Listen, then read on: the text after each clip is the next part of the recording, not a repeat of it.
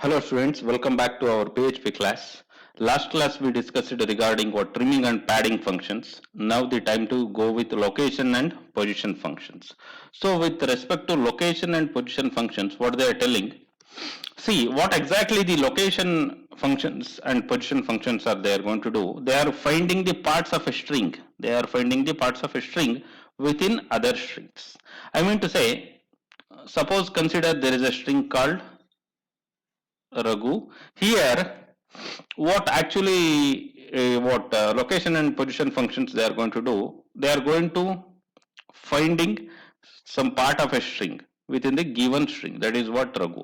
Here, AG is also a string. Here, there is a process of finding where AG is existing in the given string. Okay. Here, if you consider an example called function locate function, which returns the positions of first occurrence of a given substrings within the target string. What exactly it is going to do? It is going to return the first occurrence where actually the given string is occurring. That is what first occurring. Okay, so it is going to return what the position of first occurrence of the given substrings in the target string. Here example, what they are telling in the example, see here the function locate, what it is going to do, it is going to find needle in this string. Okay, so here the what the output is, the needle starts from position 9. Okay, see 1 2 3 4 5 6 7 8 9, so it will return the position 9. Okay, so this is what exactly happening with respect to locate function. After this we have substring functions. What exactly the substring functions they will do? So if our goal is to extract substring from a target string, several functions fit the bill. Okay, which mean here we have a string. In that we are going to retrieve substring. I mean to say a portion of that string. Got it? This is what they are telling, substring. Got it? So here given string and starting position and length, we can use substring functions. The example is as follows. Select substring from this string.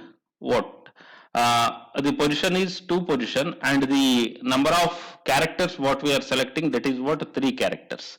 Out of what MySQL string, we are selecting from what position 2, that is what this is 1, this is 2, position 2. Here we are extracting 3 characters, that is nothing but YSQ. This is what happening with respect to substring function.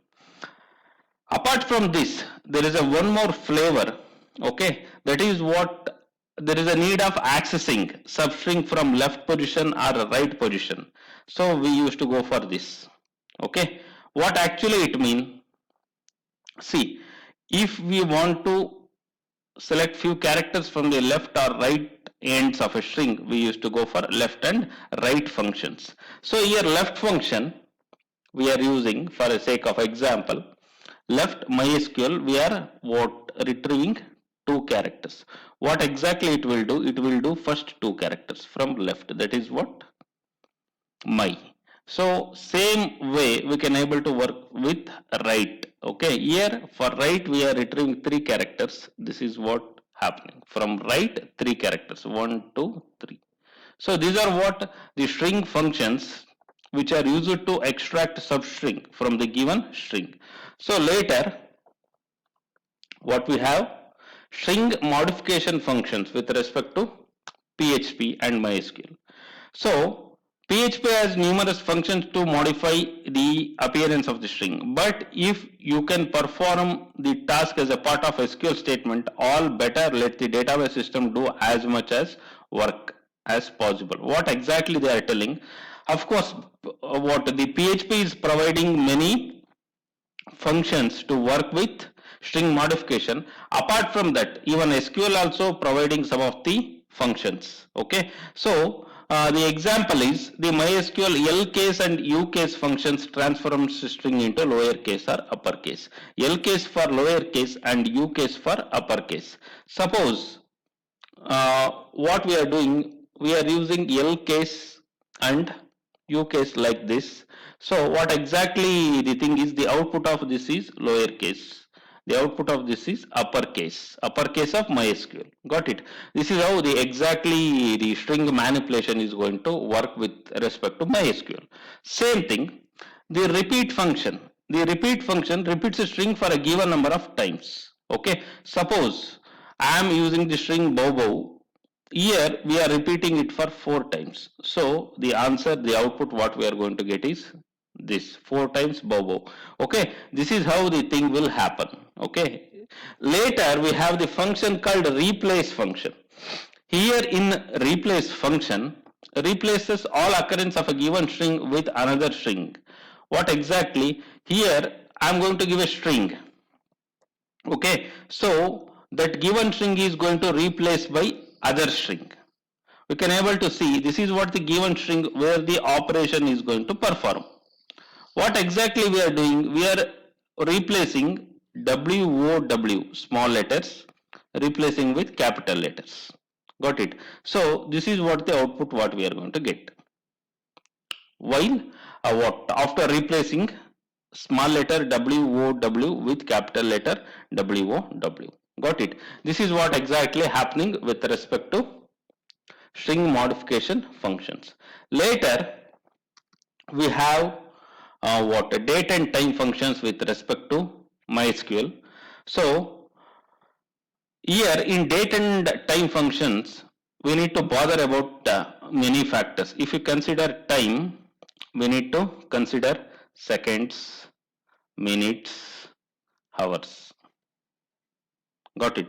In the same way, date, we need to go with day of the month, then year. These are the things what we need to consider while operating with respect to date and time functions. Here, SQL is built with many built-in functions. So by using such functions, we can able to extract the seconds, minutes and hours. In the same way, day, month and year. So first what we have here, that is what? Working with days. Okay, the day of week, it is a function, and weekday functions do similar things with slightly different results. Okay, let's see what they will do. Both functions find the weekday index of the date, but the difference lies in the starting day and position. If you use day of week, the first day of the week is Sunday and position 1, and the last day of week is Saturday and position is 7. Got it? So these are the functions which are going to retrieve the present day of the week. So if we look at here, in example what we are doing, we are using day of week function and we are passing the date. The answer is 2. I mean to say the date what we passed, on that the exact day of that week is, it is second day of that week. This is what the answer. The result shows that January 9, 2012 was weekday index 2 or Monday. This is what the result. Using the same date with weekday gives you different result with the same meaning. Okay, so here we are using same date but the function is different. See, the result shows that January 9th 2012 was weekday index, that is what? 0, because weekday uses Monday as the first day. This is what the different lies. Monday was the first day of the week and position is 0, and Sunday as the last day at position 6. 0 is accurate and Monday is the day. Same thing, but the reference what they are using, that makes the difference. Getting? So later what we have day of month and day of year functions.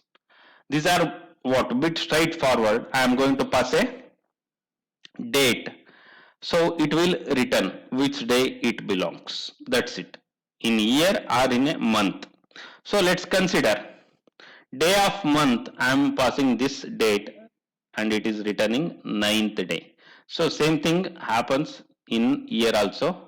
What it is, ninth day of a year. Okay, so later what we have, day name function to add more life to your result, because it returns the name of the weekday for a given date. So example, day of year, probably there is a what mistake happened here, day name. Okay, here we need to use day name function and followed the what we need to supply date. It will return name of the weekday. Obviously it will return Monday. Got it? Need to make the changes with respect to notes also. This is what the day related functions. See, the thing what we need to bother, we have many functions. While using which function is appropriate to our desired results, that one we need to think. Okay, thank you all. In next class we need to go with month and year. Okay, happy learning.